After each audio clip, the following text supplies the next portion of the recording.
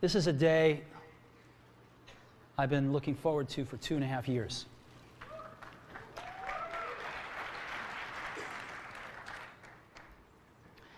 Every once in a while, a revolutionary product comes along that changes everything.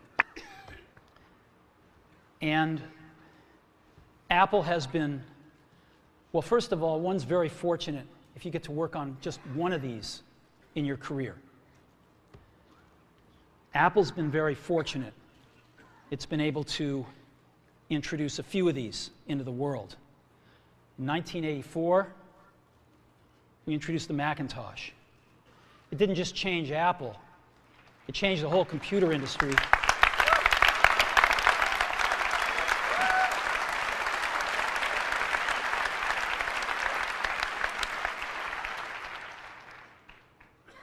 In 2001, we introduced the first iPod. And it didn't just change the way we all listen to music. It changed the entire music industry. Well, today, we're introducing 3 revolutionary products of this class. The first one is a widescreen iPod with touch controls.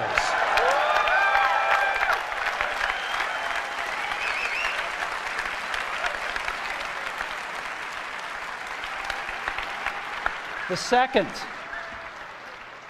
is a revolutionary mobile phone.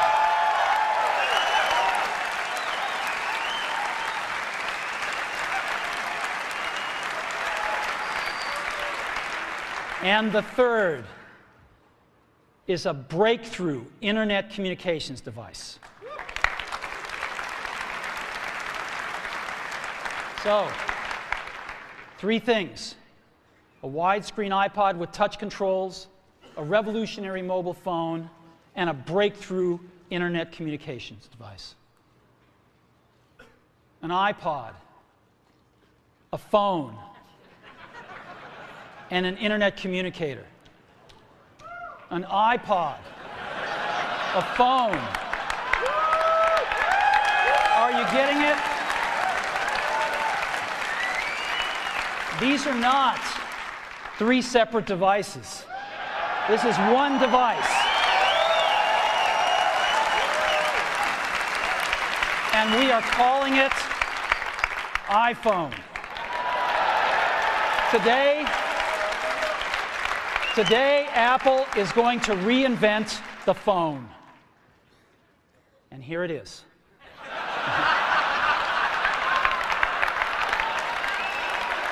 No.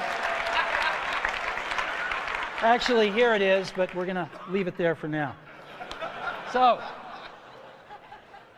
before we get into it,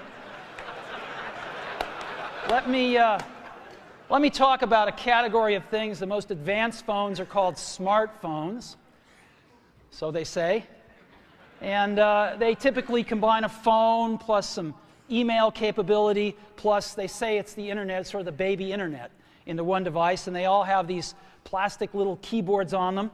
And the problem is that they're not so smart, and they're not so easy to use. So if you kind of make a Business School 101 graph of the smart axis and the easy to use axis, phones, regular cell phones are kind of right there. They're not so smart, and they're not so easy to use. But smartphones are definitely a little smarter, but they actually are harder to use. They're really complicated. Just for the basic stuff, people have a hard time figuring out how to use them. Well, we don't want to do either one of these things.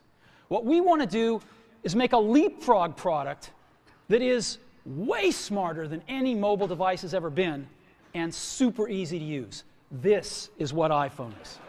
Okay? So, we're going to reinvent the phone. Now, we're going to start with a revolutionary user interface.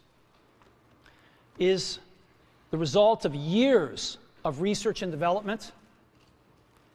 And, of course, it's an interplay of hardware and software. Now, why do we need a revolutionary user interface? I mean, here's 4 smartphones, right? Motorola Q, the BlackBerry, Palm Treo, Nokia E62, the usual suspects. And what's wrong with their user interfaces? Well, the problem with them is really sort of in the bottom 40 there. It's this stuff right here. They all have these keyboards that are there whether you need them or not to be there.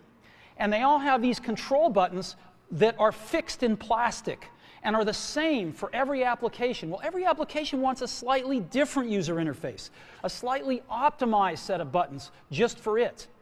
And what happens if you think of a great idea 6 months from now? You can't run around and add a button to these things. They're already shipped. So what do? It doesn't work because the buttons and the controls can't change. They can't change for each application, and they can't change down the road if you think of another great idea you want to add to this product. Well, how do you solve this? It turns out we have solved it. We solved it in computers 20 years ago. We solved it with a bitmap screen that could display anything we want, put any user interface up, and a pointing device. We solved it with the mouse, right? We solved this problem. So how are we going to take this to a mobile device? Well, what we're going to do is get rid of all these buttons and just make a giant screen. A giant screen. Now, how are we going to communicate this? We don't want to carry around a mouse, right? So what are we going to do? Oh, a stylus, right? We're going to use a stylus. No. No. Who wants a stylus? You have to get them and put them away and you lose them. Yuck. Nobody wants a stylus. So let's not use a stylus. We're going to use the best pointing device in the world. We're going to use a pointing device that we're all born with. We're born with 10 of them. We're going to use our fingers. We're going to touch this with our fingers. And we have invented a new technology called multi-touch, which is phenomenal. It works like magic. You don't need a stylus. It's far more accurate than any touch display that's ever been shipped. It ignores unintended touches. It's super smart. You can do multi-finger gestures on it. And boy, have we patented it.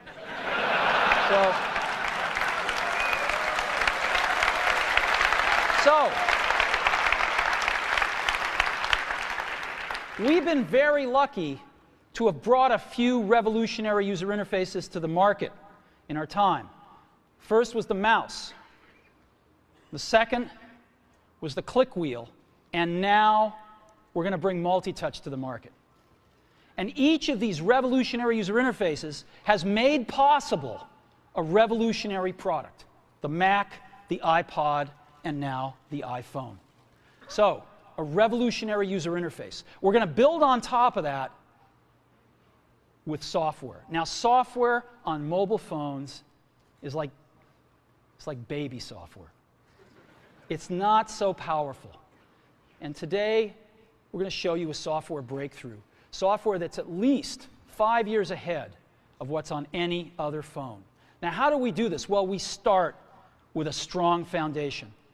iPhone runs OS 10. Now,